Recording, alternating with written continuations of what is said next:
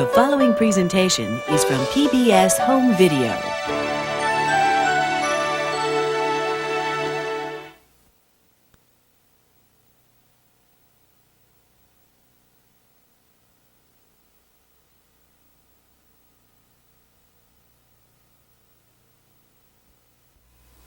Major funding for Odyssey was provided by the National Endowment for the Humanities. Additional funding was provided by the Corporation for Public Broadcasting and the Polaroid Corporation.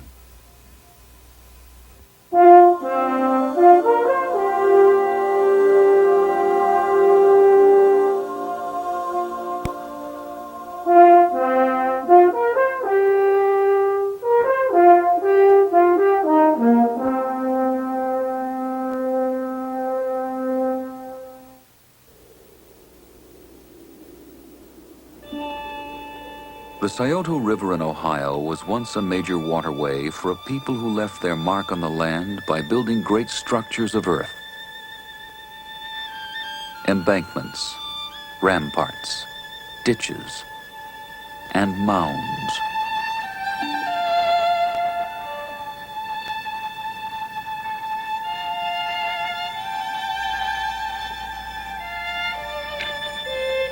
Civil engineer James Marshall sees the mounds as proof their prehistoric Indian builders were highly skilled in mathematics and surveying. And Marshall is not the first to be impressed by the engineering skills revealed in these mounds.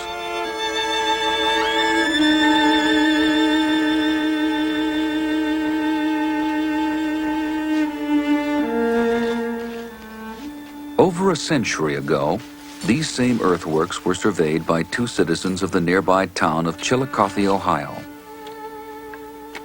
But Ephraim Squire and Edwin Davis saw the mounds not as proof of the skills of their Indian builders, but as proof instead that the Indians could not have built them.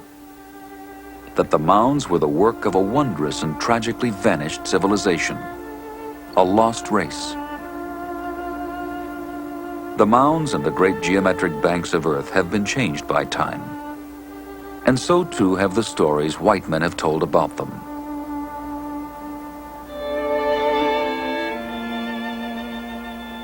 This film is about those stories and the questions they've tried to answer. Who built the mounds? How? And why?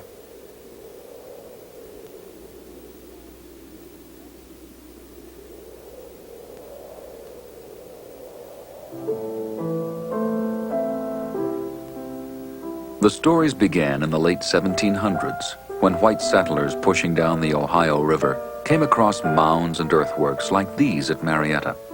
Everywhere in the valley of the Ohio were immense brooding mounds and rings and lines of earthworks. To farmers, the mounds were simply a nuisance. But others saw the mounds as miraculous proof that North America's prehistory was as rich as the Old World's and Central and South America's. Who had labored to build such astonishing works? Surely not the few surly and clearly uncivilized Indians who then lived in the area. But almost anyone else was a candidate. Harvard University's Ian Brown. They were attributed to Vikings, the Welsh, the lost tribes of Israel. You name it, every group had some sort of responsibility for the construction of the mounds, except the Indians. By the early 1800s, the popular imagination was seized by the idea that America had once been peopled by a race of supermen, or at least of white men, or at least of people who built the mounds as they passed through North America on their way to founding the great civilizations of Mexico. Learned gentlemen began excavating mounds, finding in them ornate artifacts of stone, pottery, and copper, and the remains of the mound builders themselves.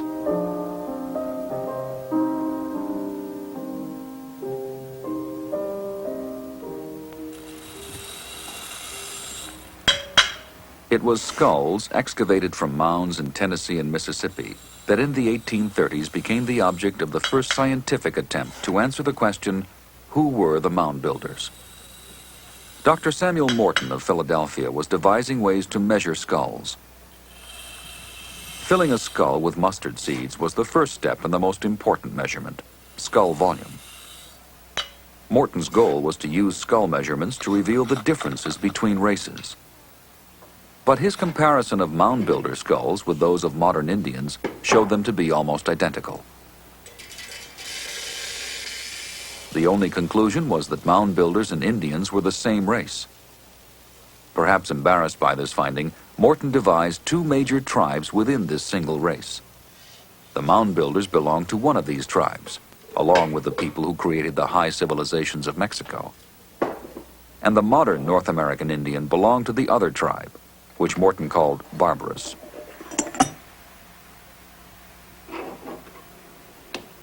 So he managed to fit his facts to the popular view that the mound builders were not the ancestors of the modern Indians, who were clearly uncivilized savages.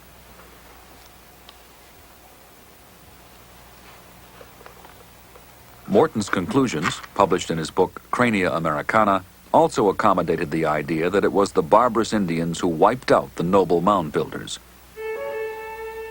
An increasingly popular view distilled in a mid-19th century poem by William Cullen Bryant. As all the verdant waste I guide my steed, the hollow beating of his footsteps seems a sacrilegious sound. I think of those upon whose rest he tramples. Are they here, the dead of other days? Let the mighty mounds that overlook the river, or that rise in the dim forest crowded with old oaks, answer. A race that long has passed away built them, a disciplined and populous race heaped with long toil the earth, while yet the Greek was rearing on its rock the glittering Parthenon.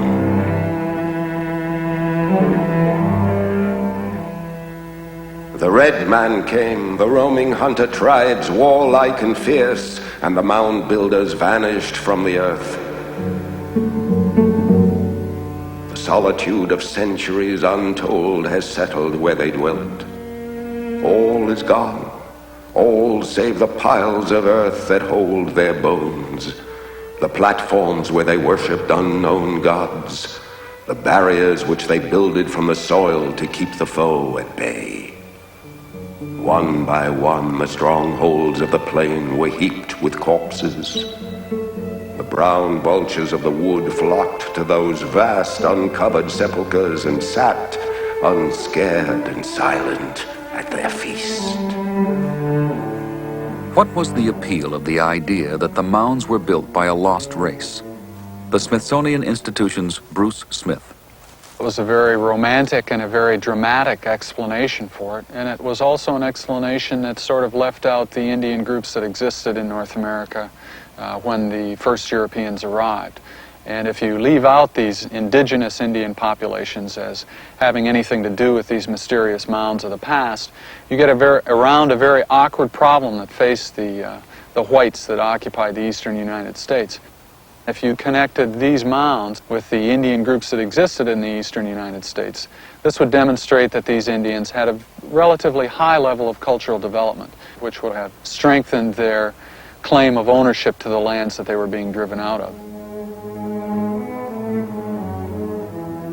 It is no coincidence that the mound builder myth became more popular during the time when Indian tribes like the Cherokee and Choctaw were winding their way along the Trail of Tears from their homelands in Mississippi, Alabama, and Georgia to the territories west of the Mississippi, at the point of the white man's gun.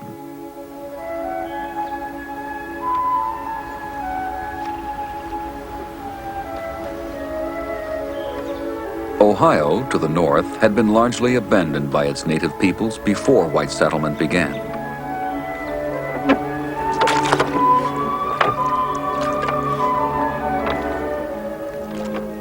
In the mid-1840s, two prominent citizens of the town of Chillicothe set out to make an extensive survey of the mounds and earthworks that crowded the Scioto River Valley.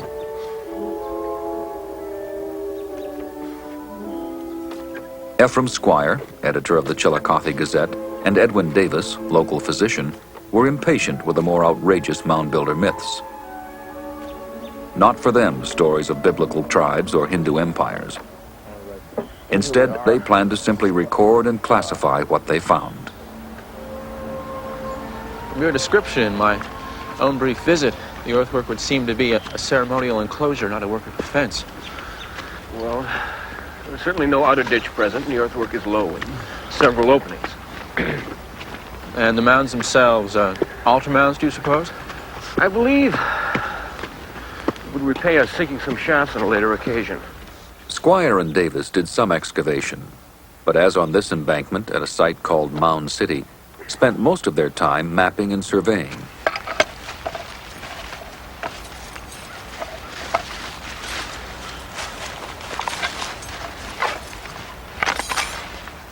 Their surveying was meticulous, but their classification of mounds and earthworks came more from their imagination than from their measurements. North, 20 degrees northwest. Their idea that some embankments were defensive ramparts, for instance, owed more to Squire and Davis's belief that the mound builders had come under savage attack than it did to the nature of the earthworks themselves.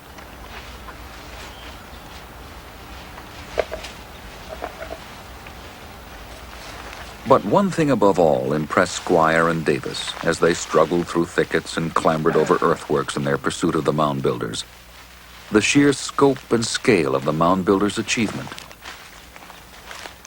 To Squire and Davis, it was inconceivable that Indians could have done such work. Instead, they favored one of the more conservative of the theories as to who the mound builders were. People who passed through North America, perfecting their skills as they went, before finally settling in Mexico and founding the empires of the Toltecs and Aztecs. But more valuable than Squire and Davis's ideas were the records they kept and the maps they made. These maps became a priceless record of the mound builders' astonishing achievements, for even by the 1840s, the earthworks were rapidly disappearing beneath the farmer's plow.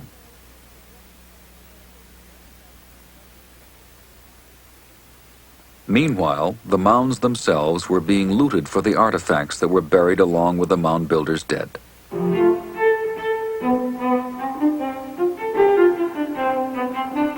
Artifacts like these exquisite stone pipes, carved in a style much more suited to white Victorian tastes than the carvings of contemporary Indians, again confirming the mound builders' superiority.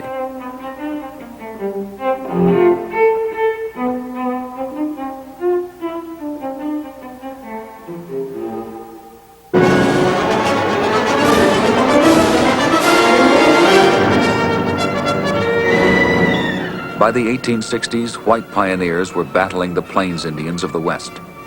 So stereotyped became all Indians that even distinguished scholars could write of the Indian, His character is signalized by treachery and cruelty. He was never known to engage in an enterprise requiring methodical labor. To suppose that such a race threw up the mounds is as preposterous almost as to suppose that they built the pyramids of Egypt. Yet in fact, evidence that Indians had built and used mounds had been available for over 200 years.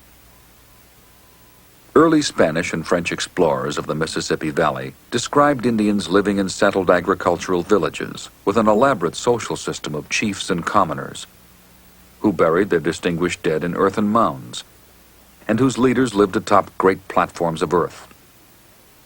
Like this one, center of the Natchez Indians, and well known to early Spanish and French explorers. Ian Brown. They described the structures that were being used by the Natchez as being built on top of Indian mounds, similar to the ones that we have right here. There would have been a chief's house on one of the mounds and a temple on the other, and perhaps some smaller houses of some ceremonial importance on the smaller mounds surrounding it. These descriptions included the fact that the Indians had a well-developed agriculture based on corn, beans, and squash. It was a picture of Indian life strikingly at odds with the mid-19th century image of the Indian as an unsettled, uncivilized savage, incapable of organizing the sort of coordinated group effort mound building requires.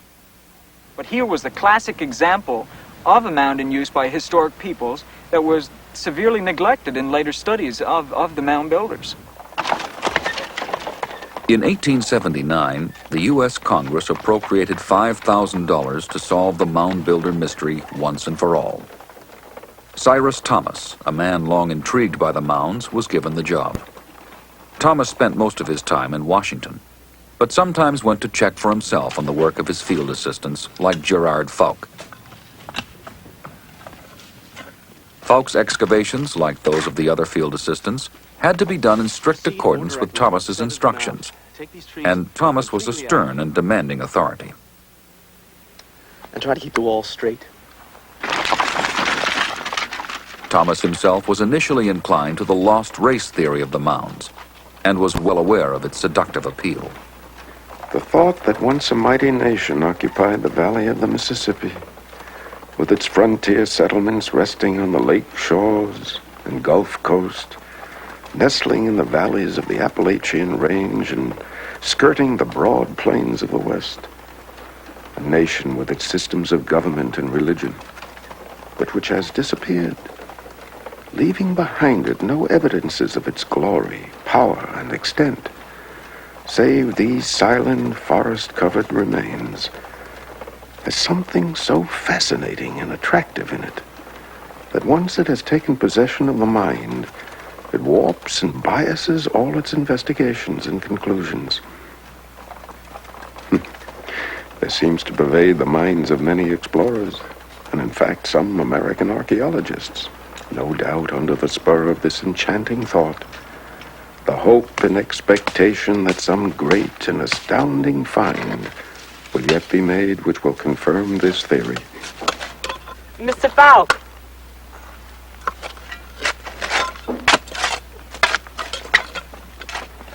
Yet the finds made by Thomas's army of field assistants confirmed instead that the theory owed more to wishful thinking than to the facts.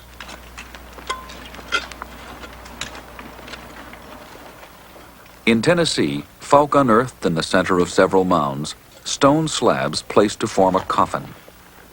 These stone box graves were to be crucial in convincing Thomas that the mounds had been built by the ancestors of the Indians. He's here. Look sharp, everyone. But Thomas did not rely solely on the excavations of his field assistants. He also paid attention to the historical evidence that had been for so long ignored. Good morning, Dr. Thomas. Morning, Mr. Fouque. Welcome. Thank you. Good to see you. Yes. Thomas began establishing links between historical accounts of Indian societies and the discoveries being made in mounds. Stone box graves especially intrigued him. Very slowly, very gently. Lift the lid.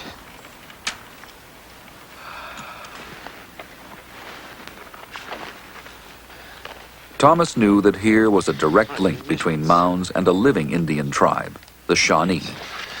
Does it not seem odd to you, Mr. Fouque, that although it is known that the Shawnee Indians built stone box graves like this, few amongst our colleagues would argue that they were mound builders? It's very true, sir.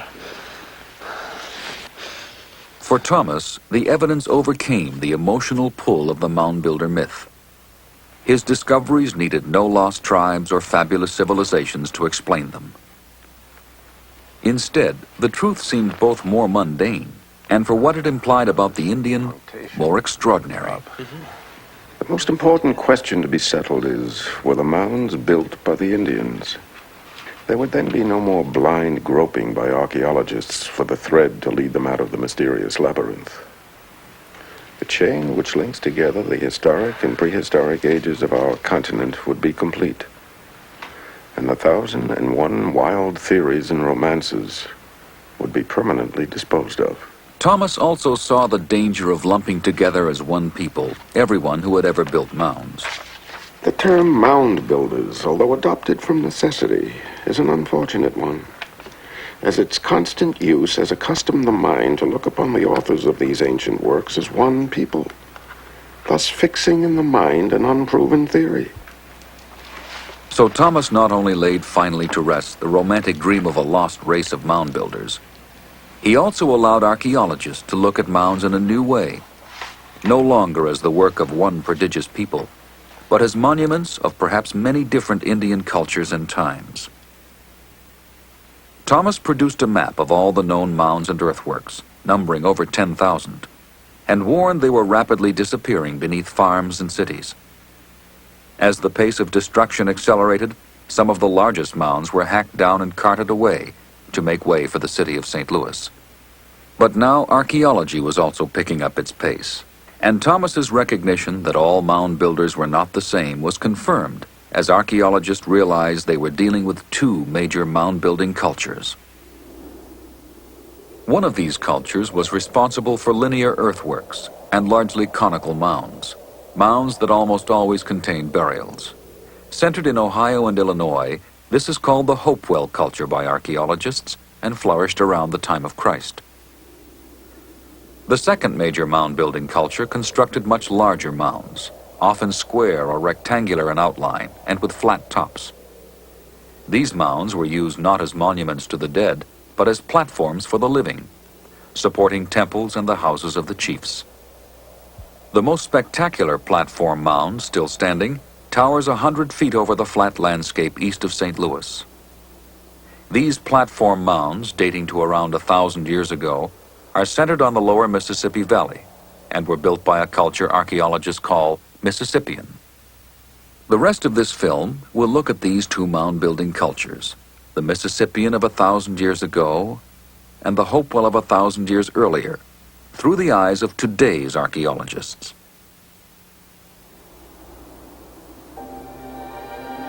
This is the valley of the Illinois River, just above its junction with the Mississippi. It is a region today of small farms, largely bypassed by 20th century America. But 2,000 years ago, it was one of the richest neighborhoods on the continent, an area peopled by Hopewell mound builders. For the past 22 years, centered on the small river town of Campsville, a research program aimed at understanding how these mound builders lived has been run by Northwestern University archaeologist Stuart Strever.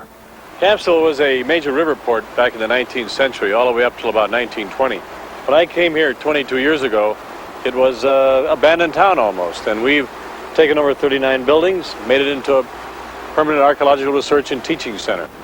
And it's an ideal place because you can bring scholars and students together away from the madhouse of the everyday urban world.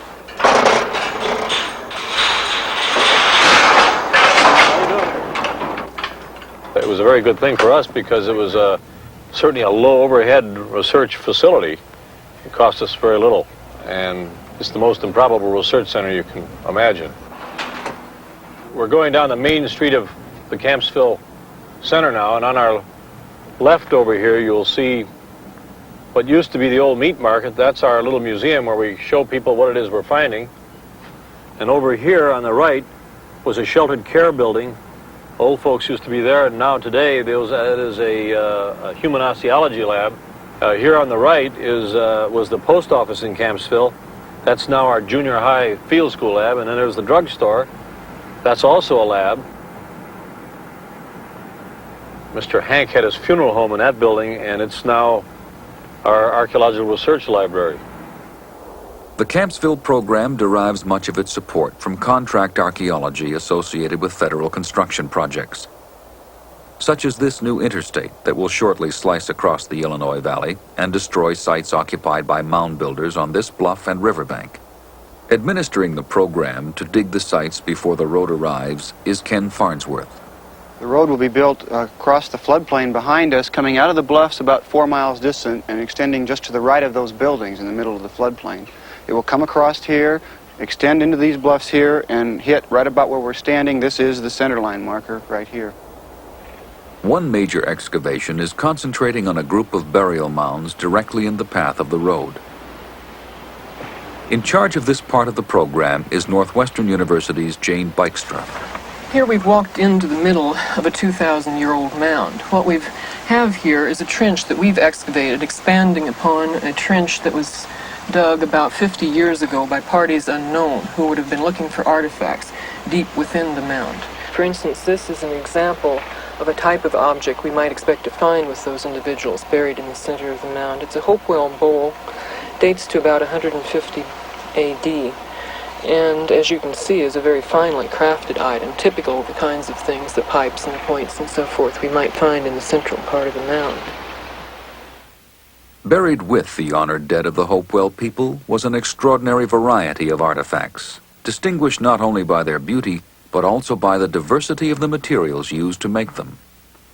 Copper, as in these ear spools, from the Great Lakes. Pearls and shells from the Gulf Coast. Mica sheets from North Carolina. And from as far away as the Rocky Mountains, obsidian.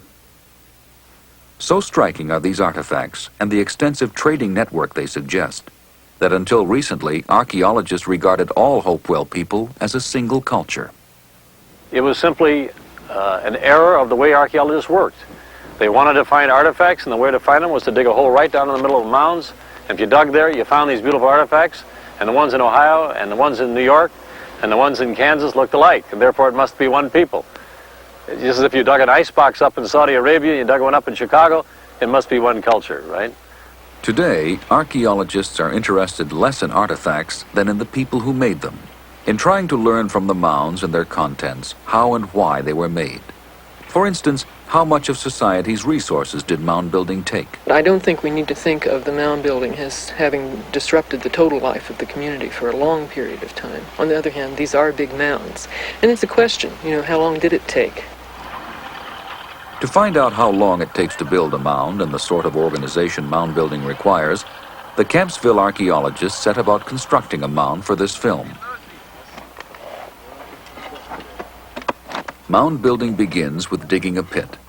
This would have formed the central tomb for the burial itself. The mound will be built over this tomb. As for what happens next, this is revealed in the internal structure of an excavated mound. We have here the 2,000-year-old surface. It's capped by a thin, prepared surface of soil that the Indians brought here before they began to deposit basket loads of soil. You see the outline of one of these basket loads here. There's another good example here. And there's others that stand out on this wall. Put it in, like out to where it's cleared here. And out about this far. So the next step is to lay down a thin ground covering of light-colored earth. This apparently formed a circular earthen floor all around the central tomb. You can also start putting the backfill here too. Oh, where do you get tramp there? Now anybody that's got flat shoes can go and stamp on it a while. You can tramp it first? We're working on it, bud.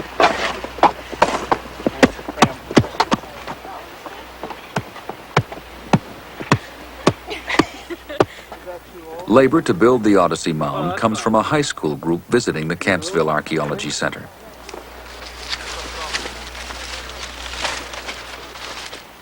Preparation of the burial tomb continues by lining it with dried reeds.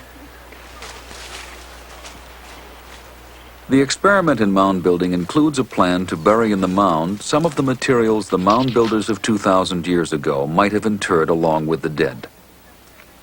These materials include leather patches, whose size and shape are recorded before burial. The Campsville archaeologists plan to leave the materials within the mound for at least 5 years and perhaps as long as 50, periodically checking to see how long the different materials survive their burial. The tomb itself is roofed with logs. For the Hopewell people of 2,000 years ago, such a burial in the central tomb of a mound accompanied by exotic artifacts would have been reserved for only the most honored of their society. People of lower status were buried around the periphery of the mound, and others were placed in the earth forming the mound itself.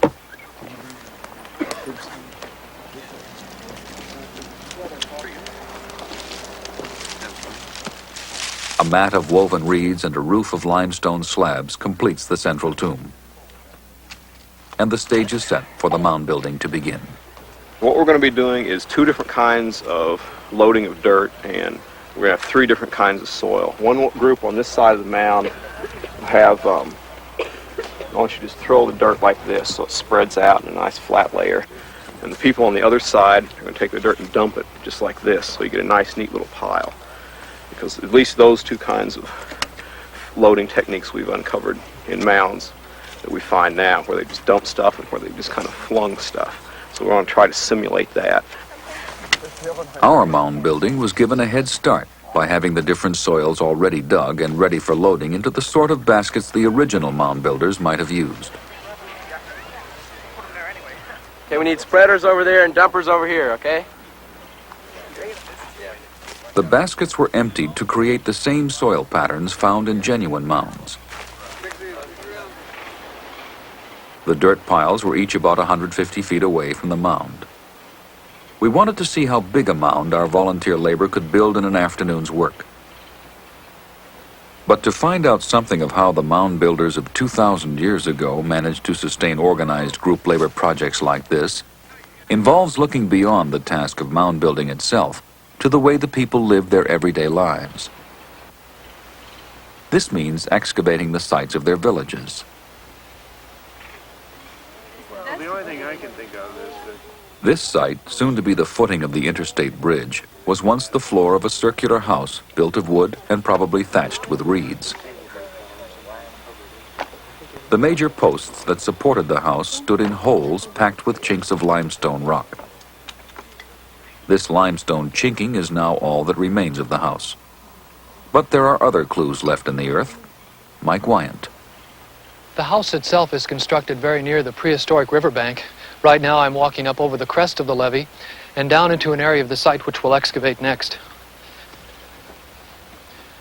This dark layer of soil represents a trash dump in which they were walking up to the edge of the riverbank itself and dumping the material down the face of it, presumably to use the river as the remover of the trash.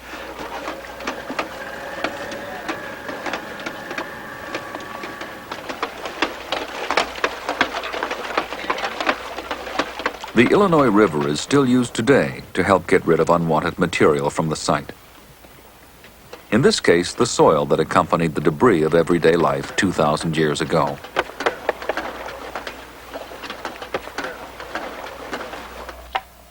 The scraps of trash are then dipped in a chemical bath. The lighter material floats and can be skinned off. It contains burned and charred plant remains. The heavier debris is largely gravel, with some tiny pieces of pottery and the remains of some of the animals the people ate. A fish scale, bones of wild fowl, deer, squirrel, raccoons. Among the commonest plant remains are nutshells, like this fragment of walnut. Nuts were important in the Hopewell people's diet, and have an important role too in giving high school students of today some insights into the hunter-gatherer way of life. The educational program at Campsville features the work of a man who is himself part Indian and who was raised by his Cherokee aunt in the ways of her people. John White. One thing that I don't want to hear anybody saying is, geez, this is too tough, man. I could never be an Indian. Because by saying that, you're kind of removing yourself from it a little bit. If you said, geez, I never could have been a white person, it would sound a little bizarre. Or if you said, God, that was too tough, I could have never been a black. The point is, most of the things that we're going to be doing, most of the things that we're going to be seeing are activities that with very minor variations here and there to dovetail it to a particular resource, a particular part of the environment, everybody's people did. This is a technological breakthrough. This is a mortar and pestle. It's made with burning and scraping.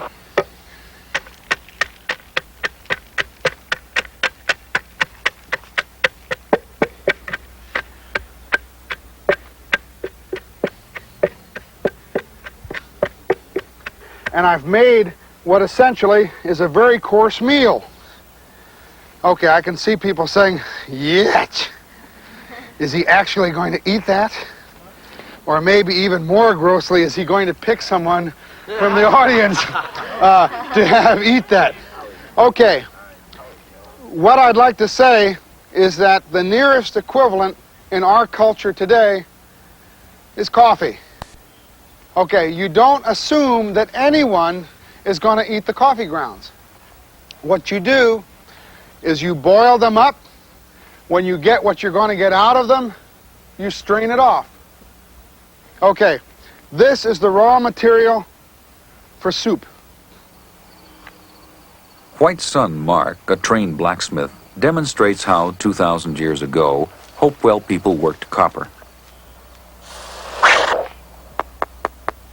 this case into a thin rod that will become one of the most important food-gathering tools Hopewell people possessed.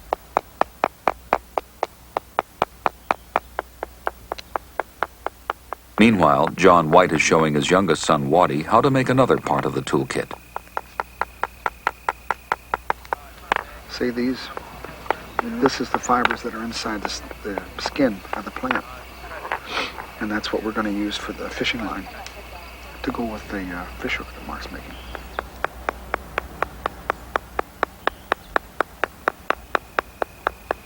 When we go and roll them like this, watch what that. You see that? Just twist right up.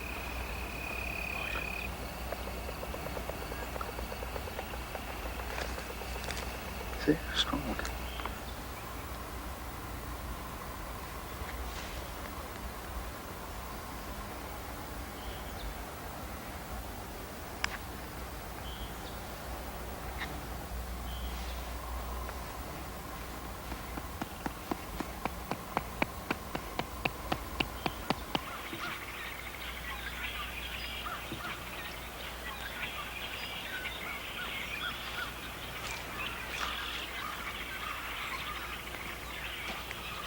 With a gourd as a float to complete the fishing tackle, White and his sons fish one of the backwater lakes that are abundant in the Illinois and Mississippi River valleys, and which provided the mound builders with much of their food, waterfowl as well as fish.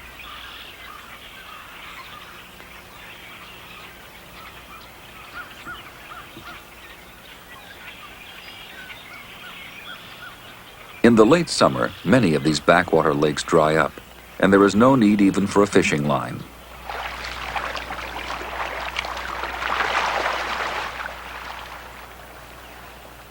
The diminishing pools trap thousands of fish, and would have provided the Hopewell people with an abundant and easily gathered harvest.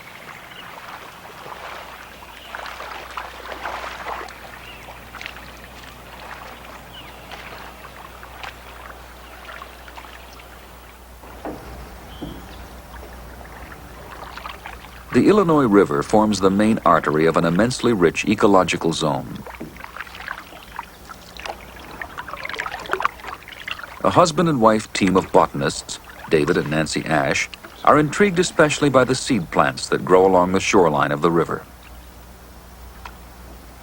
Today they are visiting an island to check on a plant which grows well in the sandy soil of the river's edge.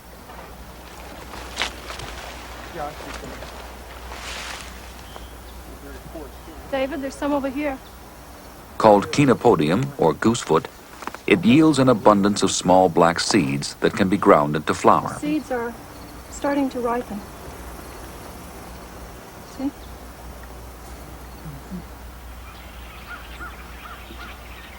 Another plant, iva, or sumpweed, also grows in wild stands along the valley floor. On expeditions like this, the Ashes can collect several pounds of seeds an hour.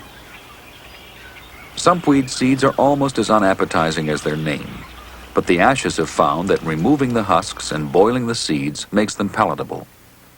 And they are very nutritious, rich in proteins, fat, and minerals. One of the most remarkable discoveries made by the Ashes comes from an examination of the plant debris found in archaeological sites. The material is sifted to reveal the seeds it contains. Sumpweed seeds from a period earlier than the Hopewell mound building culture are small, about the same as today's. But Hopewell period seeds are 2 to 3 times larger. The only explanation is that people were selecting larger seeds to plant. This is a revolutionary idea, for it suggests the Hopewell people, in effect, invented an agriculture based on the cultivation and selection of the wild plants in their environment. This would have greatly increased the land's productivity and the number of people it could support. It begins to look like the valley was actually populated extensively enough to have it divided off into permanent subsistence territories where people would gather their plants and their animal foods approximately 10 miles of river frontage, say, to each stable group, with a base village and a mortuary, cemetery, mound group associated, and various extractive camps in the environment. Probably 50 people per mile of river frontage 2,000 years ago here. And I must say that for this county, present day, has less people living in it than it did 2,000 years ago. It was a very rich natural zone. And in that kind of environment, they got productivities equivalent to agricultural productivities. And in that kind of environment, most people could be released much of the time for any activity that man deemed important, such as mound building. So the richness of the Hopewell environment, especially when enhanced by a simple agriculture, helps explain how its people could have built their mounds.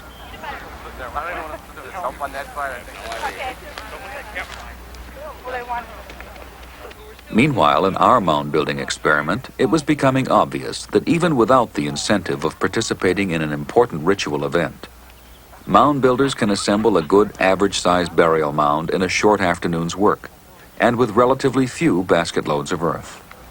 300 for the scatter. And then how many do you have for loading? I have 309. Okay, so that made a total of 609 baskets within 3 hours' time, with 21 students and 4 adults, and then 10 old fogies.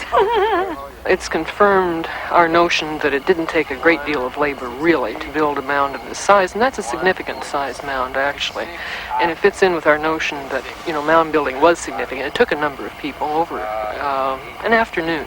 But on the other hand, it certainly wouldn't have disrupted a village's activities over several days or several weeks. This mound, probably the first to be built on these bluffs in at least 1,000 years, may one day be useful to archaeologists of the future.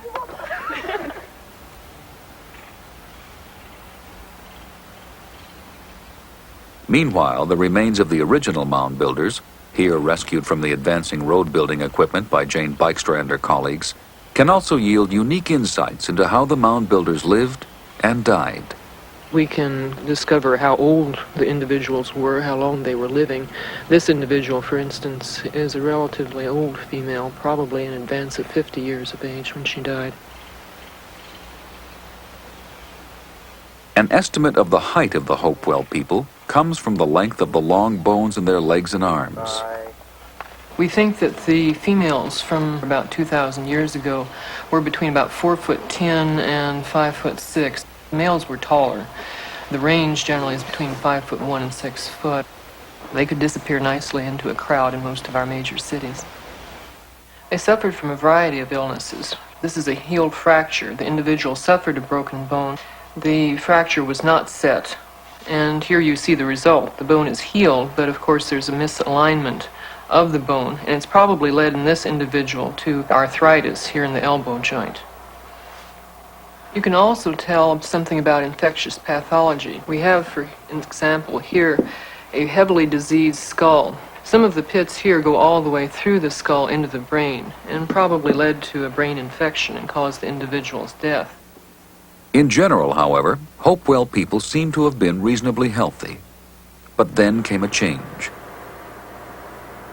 This change can be followed at another excavation that is racing the construction of a road, this time a major bypass around East St. Louis. This site is important because people lived here during the time when the elaborate mound burials that characterized the Hopewell period gradually ceased. And in the remains of homes dating to around 700 and 800 AD, immediately after the Hopewell period, can be found what may have been the cause of the change. The most important new resource ever introduced into prehistoric North America: corn. Corn, or maize, was an import from Central America. It gives to the people who plant it and harvest it, like these Choctaw Indians today, the ability to take dramatically more from the land than nature untended provides. To the mound-building people of Hopewell times, it brought about irreversible changes. The old patterns of integration with nature were broken. The people spread out from the river valleys to the flat tops of the surrounding hills, planting corn among the woodlands just as farmers still do today. The increased productivity probably brought about increased populations, but that was not the only change. Dental health also changed during the shift to maize agriculture. You see here the mandible, the lower jaw of an individual who is from the period 2,000 years ago, the Middle Woodland period, before they began to cultivate maize. Prominent here is the degree of wear. There's very heavy wear. But otherwise the teeth are healthy. There aren't cavities, there's no sign of inflammation. You can contrast that condition with that displayed here in a maize agriculturalist, an individual from about 1,000 years ago. There's very little wear on the teeth, but there's strong evidence for cavities in the teeth already in this fairly young adult. So clearly there is a change in dental health during this shift toward the maize agriculture. The shift also seemed to decrease the amount of protein the people ate and caused an increase in diseases like tuberculosis, here revealed in a collapsed and fused spinal column. The main reason that there was TB during this agricultural period is that there were more folks on the landscape. You had larger aggregates of individuals. And again, in terms of the whole adaptation to maize, you have to view it, I think, as a biological compromise. You are supporting more folks on the landscape, but you're learning to live with this new resource base. And you're sacrificing during this period of change. The change associated with the introduction of corn agriculture also saw the end of the Hopewell period of elaborate and exotic artifacts. From about 600 to 900 AD, the adaptation to maize seems to have consumed all the creative efforts of the people. The Hopewell artifacts fade from the archaeological record, to be replaced, as the lessons of corn agriculture were learned, by a new and spectacular phase of mound building. This is Monk's Mound. It's the largest prehistoric man-made structure north of Mexico. Covers about 14 to 16 acres, and it contains about 22 million cubic feet of dirt. Monk's Mound is the largest in a group of mounds at Cahokia, east of St. Louis. It was probably built over a period of 200 years, between about 900 and 1100 AD. It is the most spectacular structure remaining from the second great mound-building culture, the Mississippian. It was a platform mound, its top the focus of Mississippian society. Bruce Smith. We're about 140 feet above the Cahokia site now on the top of Monk's Mound, and this was the center of the administrative and religious activities at the site. Off to the east here you can see the recreation of a stockade line that appears to have gone around the central core area of Cahokia. It appears from the massiveness of the posts that were used in the stockade construction that it may have been used for defensive purposes. It may also, however, have functioned primarily to restrict access from the central ceremonial area. Up on the top of the mound here is where the chiefly elite would have lived. This is where most of the economic decisions, political decisions, and religious ceremonies would have taken place. The ruling elite who lived on Monk's Mound controlled a population in the surrounding area of perhaps 50,000 people, some 5,000 or 10,000 of whom may have lived at Cahokia itself. Certainly it rivaled the large European cities of its day, and its rulers shared similar problems. Within any of these Mississippian societies, the chiefly elite would have had the ever-present problem of how to keep the rest of the population in line, how to make sure that they towed the line and that they did not cause problems for the chiefly elite. They developed a number of different strategies to solve this problem, one of which was a series probably of almost continual group labor projects to continually remind the everyday people of the societies that they were under the thumb of the chiefly elite. The Mississippian elite also set themselves apart from the everyday population in visual ways that would constantly remind people that looked at them that they were a separate segment of the society. These are some ear spools. They probably had a copper covering on them when they were being used. It would have been worn in the ears of a high-status individual like this and would have been very visible to anyone in close proximity to the person. This is another symbol of high office or status within a Mississippian society. This is a monolithic axe. It's made from a single piece of greenstone. Probably was never actually used as an axe, but was a ceremonial representation of the status of the individual. This one was found right here at the Shiloh site. This is a ceremonial pipe with the bowl for the smoking material in the individual's back, and then a long wooden stem would have come out of this hole. It's probably restricted in usage to high-status individuals in the society. It was recovered with a high-status burial from one of the mounds here. So the elaborate status objects of Mississippian society, along with the immense platform mounds and the labor they consumed, all helped preserve the status of the elite. But what did the people receive in return? Again, the answer of today's archaeology involves corn.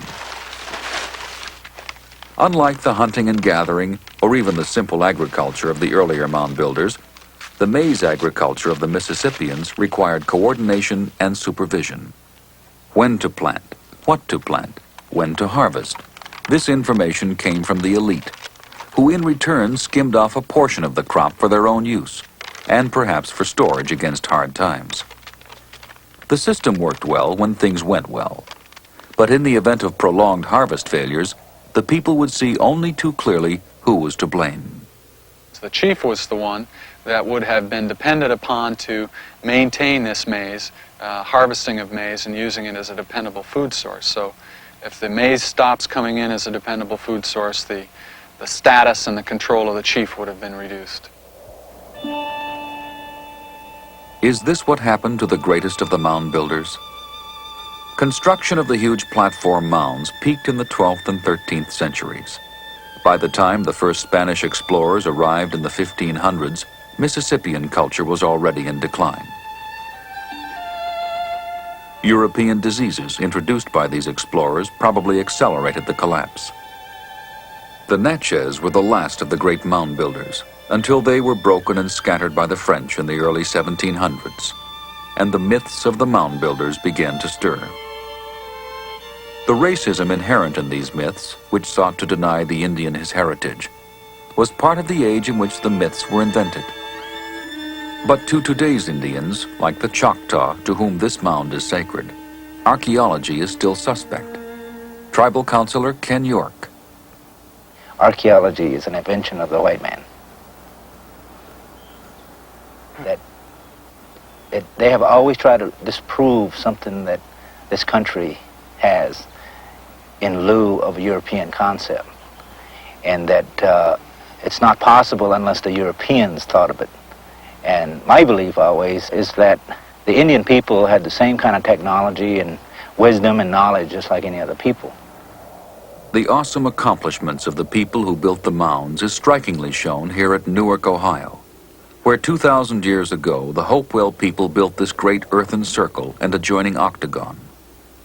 Why? No one knows.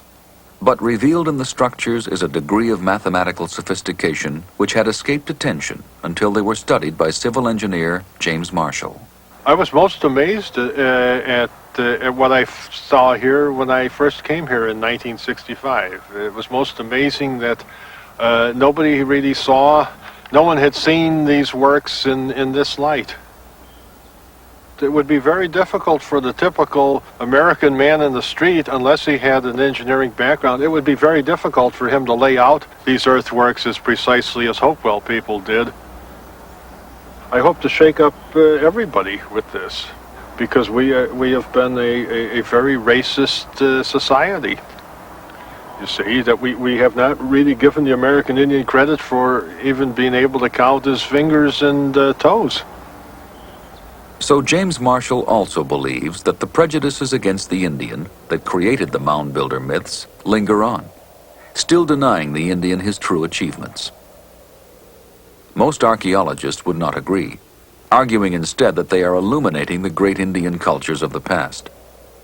But archaeology cannot divorce itself from its own culture.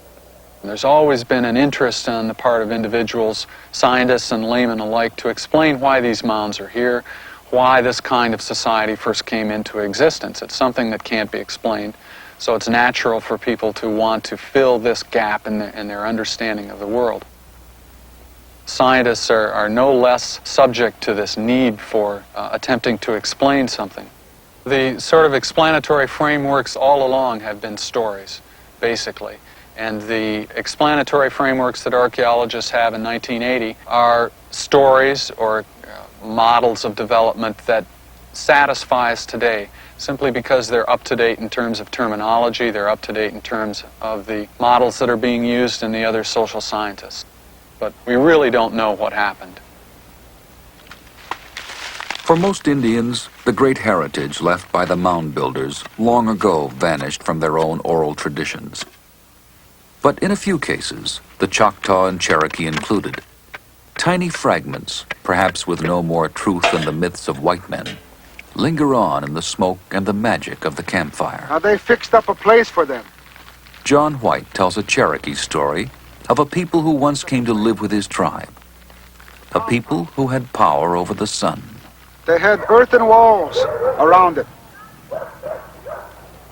That was where they lived. And they had a long mound of earth, big one. And every morning, when the sun comes up, all of them are out there. They line up, facing the east, where the sun comes up. And the minute the sun's disk starts to peek above the edge of the earth, they all had their hands out, like that. They shaking them. And they're saying, "Hey, hey, hey, hey, hey." They keep doing this. All the while, the sun's coming up. At the point that, what they say, the sun breaks free of the earth and moves into the skyland. They got their hands up like that in the air. Then, as soon as it's up, they all whoop at it. They're glad they helped it break loose. They helped it come up.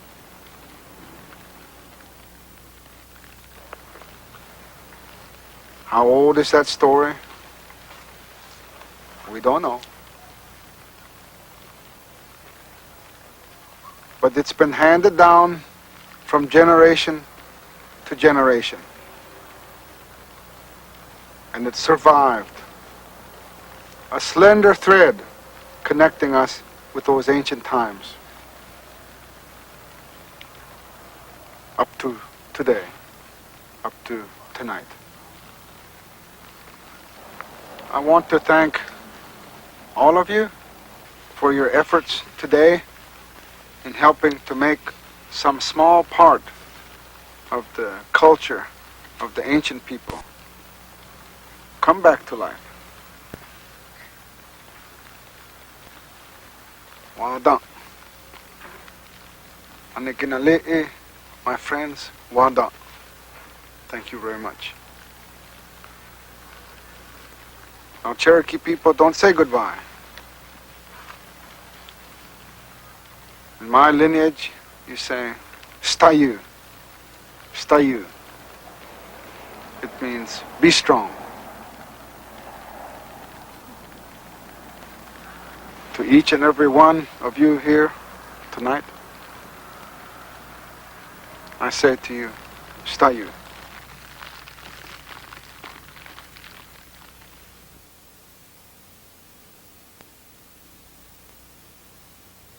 Major funding for Odyssey was provided by the National Endowment for the Humanities. Additional funding was provided by the Corporation for Public Broadcasting and the Polaroid Corporation.